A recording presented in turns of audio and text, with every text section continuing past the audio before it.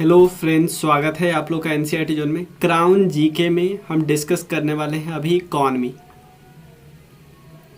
Economy discuss करेंगे। इसमें 7 chapter हम डिस्कस करने वाले हैं। इंडस्ट्री एंड इंफ्रास्ट्रक्चर बहुत डिटेल में हम डिस्कस कर रहे हैं और कॉन्सेप्ट पे ज़्यादा फोकस है, इसीलिए हम डायरेक्ट बुक को कॉपी पेस्ट नहीं कर रहे हैं, अलग से लिख के बता रहे हैं ताकि आपको पता चले कि एक्चुअली नोट्स भी क्या हमें बनाना है। और चलिए शुरू करते हैं और अच्छे से बताऊंगा मैं, ठीक है। आप इन कोर्स को अवेल कर सकते हो इस नंबर पे मैसेज करके। इवन आप जैसे क्राउन जीके में है ना, ये कि जो भी कोर्स है इसको आप सब्जेक्ट वाइज भी परचेज कर सकते हो। सब्जेक्ट वाइज में क्या होगा मैं बता दे रहा हूँ एक बारी। जैसे ये तो पूरा बुक वाइज है, ये वाला सब्जेक्ट वाइज में क्या है, एक आपको 3 प्लेलिस्ट मिलेगी। एक तो क्राउन जीके का पूरा 3 प्लेलिस्ट और एक क्राउन जीके का पूरा नहीं, सब्जेक्ट जो सब्जेक्ट आप चूज करोगे आप मैसेज पे बताना।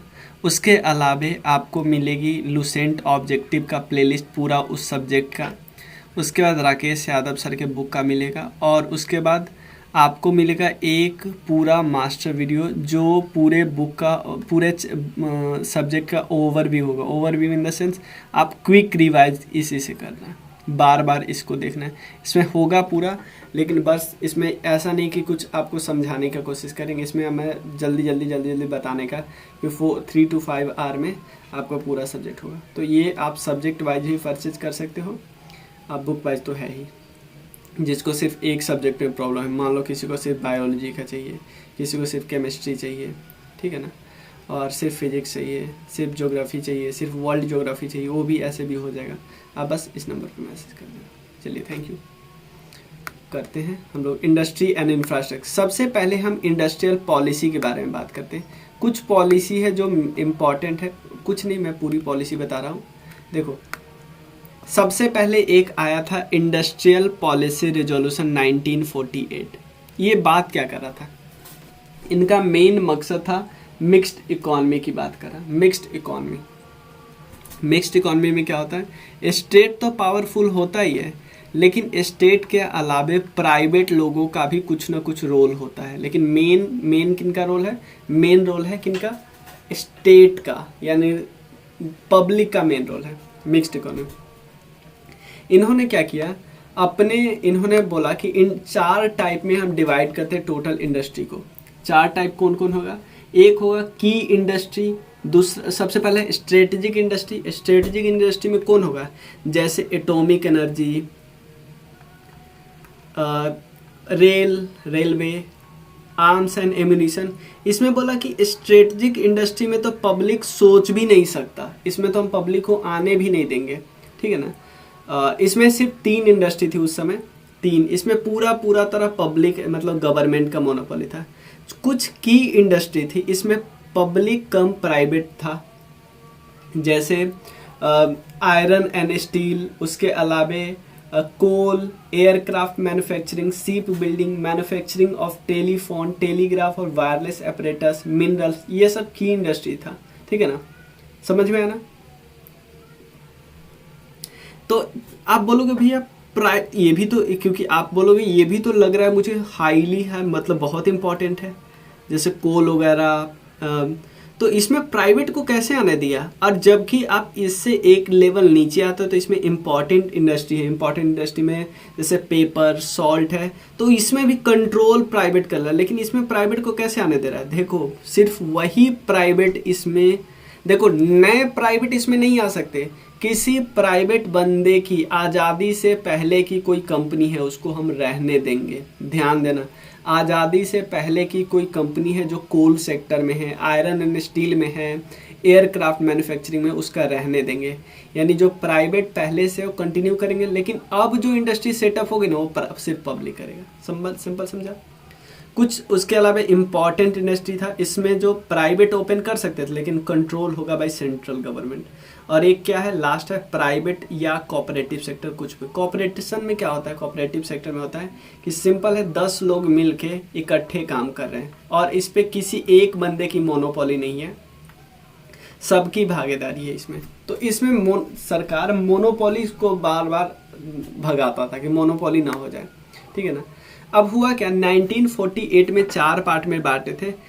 ये बस एक रिजोल्यूशन था, लेकिन इसको एक्चुअली फंक्शन करने के लिए एक एक्ट की ज़रूरत थी, तो इसलिए 3 साल बाद एक एक्ट पास किया गया जिसका नाम था industrial development and regulation act 1951।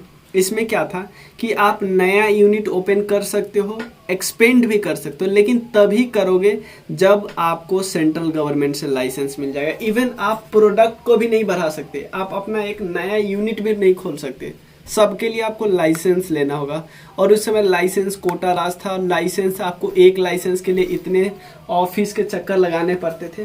ठीक है, अब हुआ क्या, अब नेक्स्ट आता है इंडस्ट्रियल पॉलिसी रिजोल्यूशन 1956। ये बहुत इंपॉर्टेंट है। ये सबसे पहले क्या, मैं आपको डीप में बता दूं, थोड़ा सबसे पहले डिटेल में बताता हूँ कि सबसे पहले इनको 2 चीज़ बोलते थे। इकोनॉमिक कॉन्स्टिट्यूशन ऑफ इंडिया सीधा सीधा प्री में पूछा हुआ है कि किस एक्ट को, किस रिजोल्यूशन को ये बोले हुआ है। और उसके अलावा the Bible of state capitalism, कि स्टेट यहाँ पे क्या है, कैपिटलिस्ट है, उसका द बाइबल, इसमें क्योंकि बहुत डिटेल में लिखा हुआ है सब कुछ, सारे प्रोविजन। ठीक है, अब देखो इन्होंने क्या बताया, इन्होंने सबसे बताया कि जरूरत क्या है। इन्होंने बताया कि जरूरत है, इस एक्ट को लाने की जरूरत, इनसे जब पूछा गया ना जो एक्ट लाए, उनसे पूछा गया कि भाई क्या जरूरत है एक एक्ट लाने की, तो बोला कि जरूरत है, हम चाहते हैं कि पब्लिक सेक्टर और ज़्यादा एक्सपेंड करे, पब्लिक सेक्टर और ज़्यादा एक्सपेंड करे, समझ गए। उसके अलावा कोऑपरेटिव्स को भी हम ग्रो करवाना चाहते हैं, हम मोनोपोली नहीं चाहते, लेकिन हम चाहते हैं कोऑपरेटिव्स जो है ना वो और ज़्यादा ग्रो करे। हर सेक्टर में कोऑपरेटिव्स है, लाइक मिल्क सेक्टर में आ गया, कोल सेक्टर में, इन सब में कोऑपरेटिव्स है। लेकिन प्राइवेट के खिलाफ है हम, क्योंकि अभी हमें हमारे ऊपर ईस्ट इंडिया कंपनी, बाद में ब्रिटिशर्स का राज था, तो हम नहीं चाहते कि प्राइवेट मोनोपोली आए और वो हमारे पब्लिक जो पुअर पीपल है, जिन्होंने हमें आज़ाद करवाया, जिन्होंने मतलब सबने आज़ाद करवाया, तो उन पे कोई आके उन पे दादागिरी नहीं करे, इसलिए मोनोपोली को मना करते थे। और प्राइवेट में एक और चीज़ बोलते थे कि आप मैनेजमेंट और ऑनरशिप को सेपरेट करो। अब ऐसा नहीं कि इसमें एक्ट में सीधा सीधा लिखा हुआ है कि ऐसा करना है, नहीं, ये इनकरेजमेंट होता था कि आप मोनोपोली के लिए तो कई सारे एक्ट थे, लेकिन सेपरेट मैनेजमेंट और ऑनरशिप, कि देखो ऑनरशिप कोई और होता है, मैनेजमेंट सीईओ करता है ना, जिस तरह अभी हमें दिखता है बहुत कंपनी में, सेम यही बात यहाँ पे भी बोल रहे थे। ठीक है, उसके बाद इन्होंने क्या किया, 1956 वाले एक्ट ने इंडस्ट्री को 3 पार्ट में क्लासीफाई कर दिया है। इसको हम बोलते हैं schedule A, schedule B, schedule C. Schedule A बोलता है पब्लिक इंडस्ट्री के लिए, इसमें टोटल 17 इंडस्ट्री थी, जैसे arms and ammunition, atomic energy, railway and transport. Central government की इस पे मोनोपोली होती थी, ठीक है ना। और कुछ देखो अधिकतर ज़्यादा, जैसे जो सबसे इम्पोर्टेंट था, जैसे railway, atomic energy, arms and ammunition, ये था सेंट्रल गवर्नमेंट के अंदर, और बाकी जो चीज़ें थी ना स्टेट गवर्नमेंट के अंदर थी, लेकिन थी तो सरकार के अंदर ही, थी तो पब्लिक ही अंदर ना, ठीक है ना। सेकेंड क्या है, प्राइवेट पब्लिक प्राइवेट पार्टनरशिप इसमें होगा। इसमें टोटल 12 इंडस्ट्री थी। उसके बाद कुछ इंडस्ट्री थी जो इन दोनों के अंदर नहीं थी, उसको हम प्राइवेट के लिए छोड़ सकते थे। लेकिन इसमें भी एक ऊपर से दबाव बनाए कि स्टेट कभी भी चाहे तो यहाँ पे जो भी इंडस्ट्री है ना उसको उठा के इन दोनों में रख सकती है, समझ में ना, ठीक है। तो फोकस क्या था, फोकस था कि स्मॉल और कॉटेज इंडस्ट्री पे हम फोकस करते हैं, उसको इंसेंटिवाइज करते हैं। ध्यान देना, स्मॉल और कॉटेज का मतलब होता है हाउस होल्ड इंडस्ट्री, छोटी छोटी इंडस्ट्री पे हम फोकस करते हैं। छोटी इंडस्ट्री पे फोकस क्या करेंगे, जैसे आपको लाइसेंस में नया यूनिट खोलने का लाइसेंस मिलता है ना, तो अगर आप अपना नया यूनिट गांव एरिया में खोलना चाहते हैं तो आपको लाइसेंस मिलने का ज़्यादा चांस होता है, वो भी जल्दी, ठीक है ना, जल्दी लाइसेंस मिल जाता, समझ रहे ना। तो फोकस क्या था, फोकस था कि स्मॉल और कॉटेज इंडस्ट्री को इंसेंटिवाइज करो, उनको बिजली थोड़ा सस्ता करो और भी चीज़ें सस्ता करो, जिससे वो मतलब और छोटे छोटे इलाकों में ओपन करें, जिससे होगा क्या, एक तो मोनोपोली नहीं होगी, एक कंपनी के पास सारा वर्चस्व नहीं होगा, उसके अलावा रीजनल इनइक्वालिटी होगी ना, रीजनल कि भाई मुंबई में तो इतने सारे इंडस्ट्री है लेकिन बिहार के छोटे से गांव में इंडस्ट्री नहीं है, तो यहाँ भी इंडस्ट्री करो, यहाँ भी रीजनल इक्वालिटी को बढ़ाओ, यानी रीजनल इनइक्वालिटी है उसको दूर करो। और फोकस करते हैं मेंटेन करने का इंडस्ट्रियल पीस, इंडस्ट्रियल पीस को मेंटेन करते हैं। भाई इंडस्ट्रियल पीस कैसे होगा, आप खुद सोचो।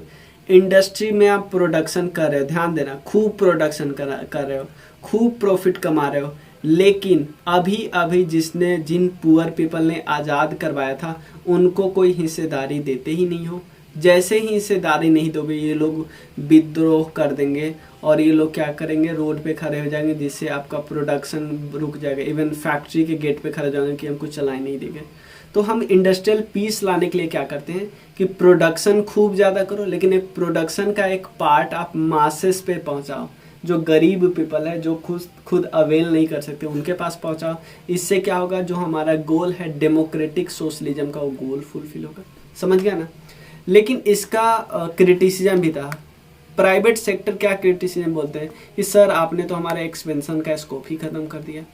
ठीक है, उसके बाद इंडस्ट्रियल पॉलिसी स्टेटमेंट 1977 आता है जनता गवर्नमेंट के द्वारा। जनता गवर्नमेंट आपको पता है ना, ये इसके बाद आई थी, इमरजेंसी के बाद।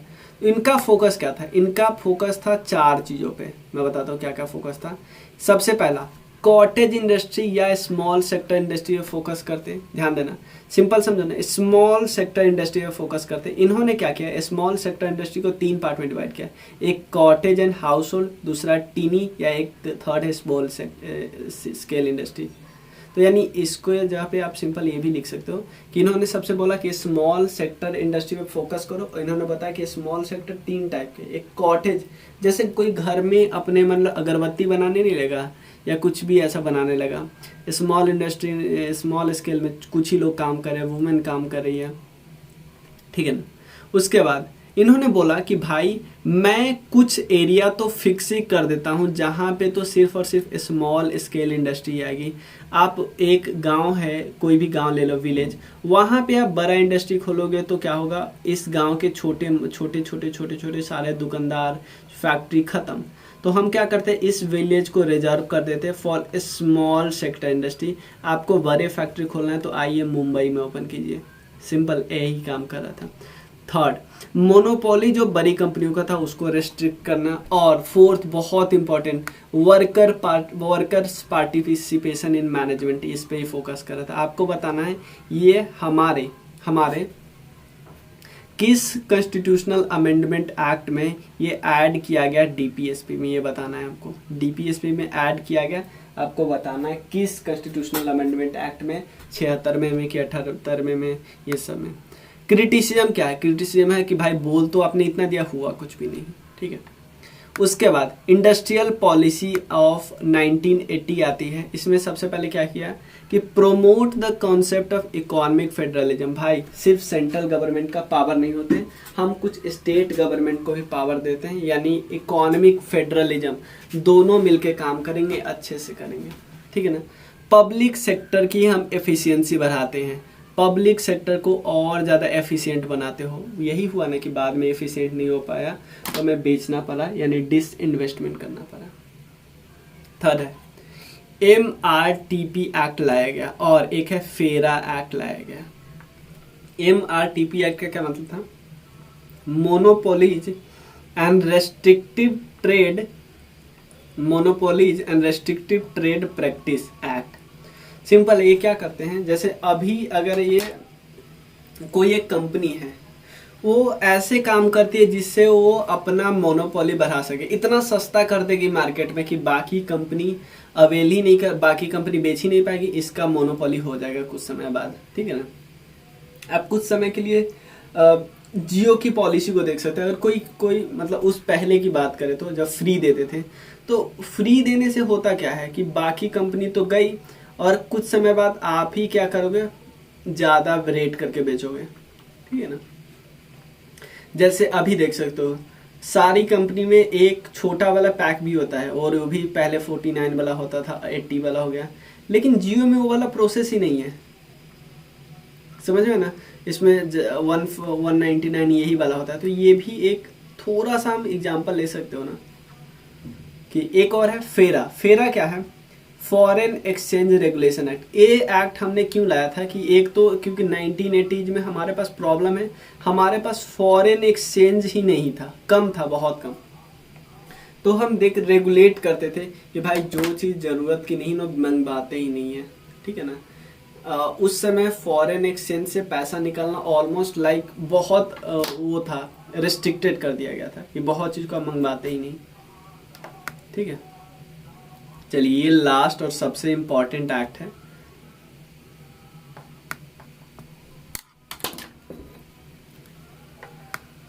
(1919) एक्ट, क्योंकि हमें पता है एलपीजी के बारे में सब कुछ पता है। सबसे पहले फीचर्स क्या है? D reservation of public sector. कि हमने क्या किया, बहुत सेक्टर को, ध्यान देना, बहुत सेक्टर को हमने सीधा सीधा रिजर्व किया था कि ये इसमें तो पब्लिक ही आएंगे, इसमें स्टेट आएगी, प्राइवेट आ ही नहीं सकते। तो हमने सबसे पहले डी रिजर्वेशन किया। 1991 में हमने बोला कि सिर्फ 5 कोर इंडस्ट्री पब्लिक करेगी, बाकी में प्राइवेट आ सकता है। उसका करेंटली ये सिर्फ 2 है, एक है रेलवे, एक है एटॉमिक एनर्जी। उसके अलावा डी लाइसेंसिंग। डी लाइसेंसिंग का मतलब कि आप अगर इनमें से कुछ ओपन करना चाहते हो तो आपको लाइसेंस लेना पड़ेगा, बाकी के लिए वो लाइसेंसिंग का प्रोसेस थोड़ा सा इजी कर दिएगा। कौन कौन चीज़ है? Electronic, aerospace and defence equipment, समझ लें, डिफेंस से रिलेटेड कोई चीज़ है या एरोस्पेस से रिलेटेड, हजार्डस केमिकल से, इंडस्ट्रियल एक्सप्लोसिव से, या सिगार और सिगरेट, टोबैको वगैरह मैन्युफैक्चरिंग से रिलेटेड है, समझ में ना। उसके बाद डिस इन्वेस्टमेंट किया। डिस इन्वेस्टमेंट का मतलब क्या है कि आपका पीएसयू है ना, उसमें से आप कुछ परसेंट शेयर, जैसे अभी गवर्नमेंट के पास है 100% शेयर, उसका 20% आप बेच दो ना, इससे 20% शेयर बेच दो, इससे पैसा आएगा तो आप क्या करोगे, इसमें लगाओगे, तो हो सकता है इसका एफिशिएंसी इंक्रीज हो जाए, और ठीक है ना, एफिशिएंसी इंक्रीज होने करने के लिए, ठीक है ना, ये भी। और क्योंकि अब आपने क्या किया, 1991 में एलपीजी आया। एलपीजी में क्या था? लिबरलाइजेशन। लिबरलाइजेशन का मतलब है कि आप थोड़े रिलैक्स कानून बनाइए। प्राइवेटाइजेशन यानी प्राइवेट को आएगा। ग्लोबलाइजेशन मतलब बाहर दुनिया के लोग सामान भी आए, क्योंकि आपने एक इंटीग्रेटेड विलेज बना दिया पूरी दुनिया को, ठीक है। तो लिबरलाइजेशन, तो आप पॉलिसी लिबरल बनाओगे जिससे सबको फायदा हो, ठीक है ना। तो अभी अगर पीएसयू गवर्नमेंट ऑफ इंडिया एक मान लो पुरानी टेक्नोलॉजी यूज कर रही है, तो उनका, क्योंकि प्राइवेट कंपनी भी सेम बिस्किट बनाएगी, पीएसयू भी सेम बिस्किट बना रहे, तो यार ये तो महंगा बना पाएंगे क्योंकि इनके पास टेक्नोलॉजी पुरानी, ये सस्ता बनाएंगे और अच्छी टेक्नोलॉजी है। तो यही काम सही रहेगा कि पीएसयू अपना शेयर कुछ बेच दे और उसी पैसे को एक टेक्नोलॉजी लाए, ताकि कम से कम प्राइवेट के सामने एक कम्पिटिटिव तो रहे, ठीक है ना।